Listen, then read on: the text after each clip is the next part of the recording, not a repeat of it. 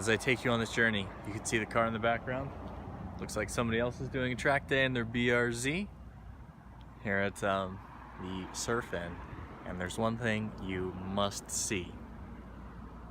I'll have to zoom in on this. Yeah. I hope that's not you. And the room, let's see it.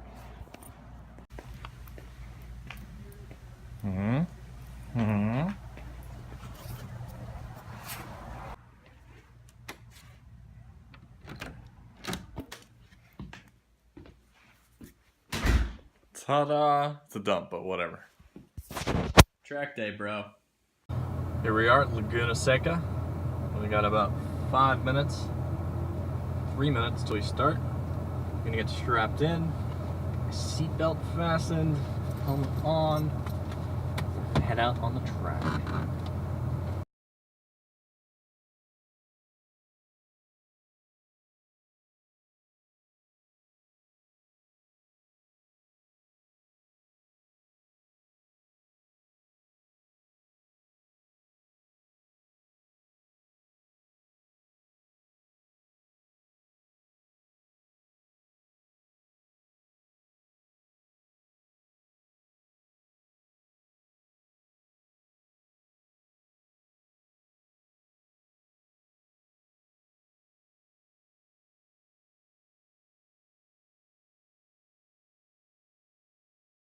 And we're on the track now.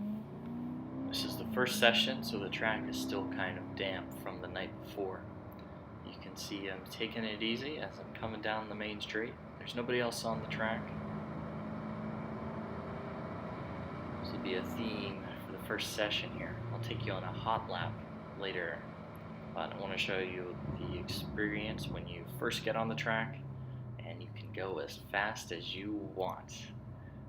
The only issue is that the track is still wet over on the right hand side, almost full throttle, and there's turns. There's kind of one dry line around the track, and as long as you stay on that, you're okay, but if you get offline, it's damp, and people slide, and one person cracked.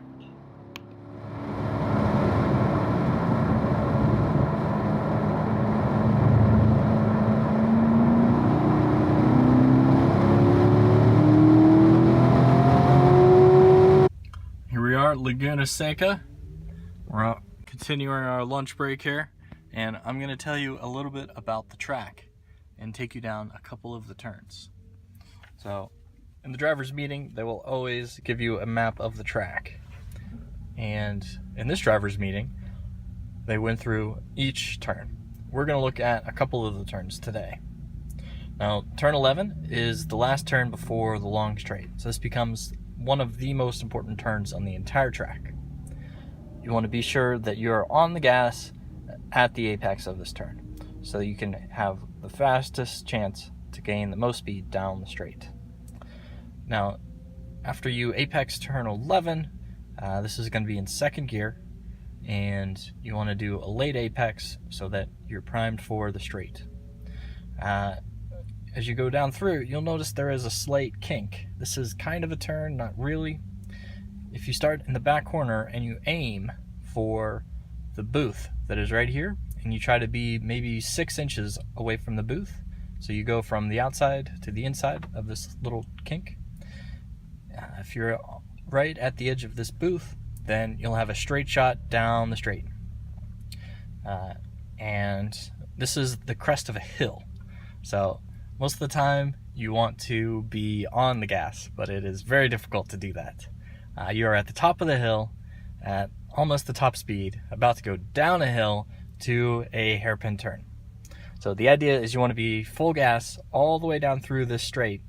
The car, meanwhile, is leaning off to the side, and what I will generally do is to brake about at the 3 marker right before turn 2. And since this is a hairpin turn, you may think that, well, maybe I'll do a double apex like normal for any given hairpin.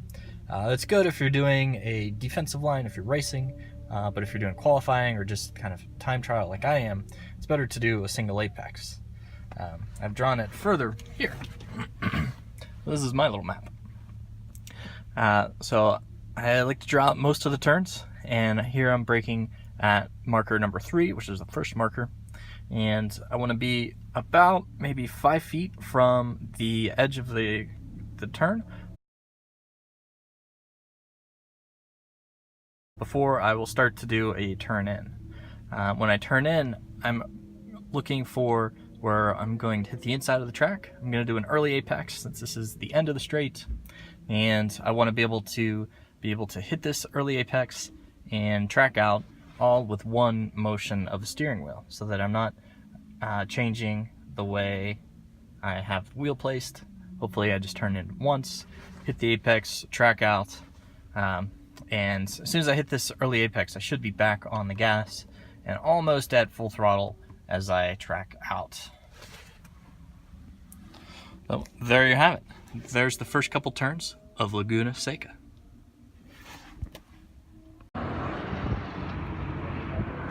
There's a little bit better view of the main straight and turn number 1 from up here. We'll see some of the fast guys take turn 1 and 2 and see who has the balls to stay on the throttle the whole time and who's going to let up or maybe even brake before they get to that downhill portion. There's a yellow Z06 coming up soon, and we're going to see him about 5 seconds. He just rounded turn 11. You can hear him, see him, he just lifted.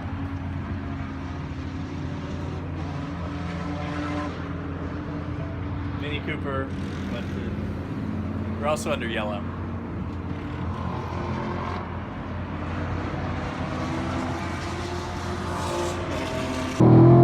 Here's the anatomy of my hot lap.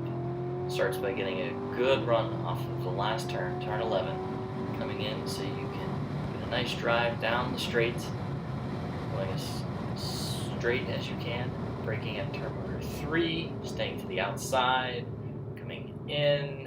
This turn wasn't actually ideal, but I hit the apex right here and I track out just about perfectly.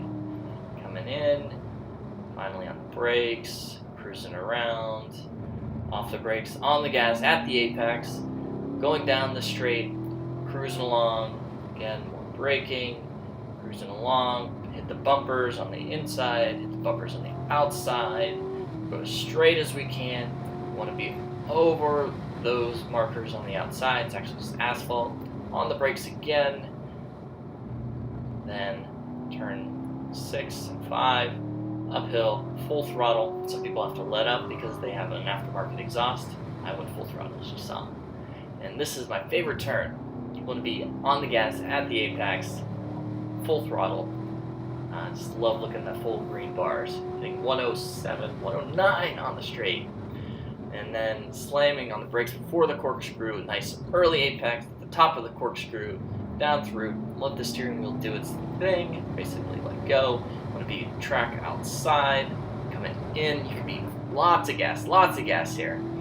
Full throttle all the way down the back straight. Braking at turn marker 3. Back to the inside. Bumpers on the inside. Bumpers on the outside. Full throttle down the last straight. It's turn 11. Braking as late as we can. Getting a nice late apex. On the gas. Full throttle. All the way down the street. Down the straight. Second gear, third gear, fourth gear. Full throttle. Still full throttle. Still going. And there we are. 151.18. There's my top speed. 117. Max lateral G is 1.4. If you like this video, give it a big thumbs up and subscribe. Signing off. This is Mike on Cars and Bikes.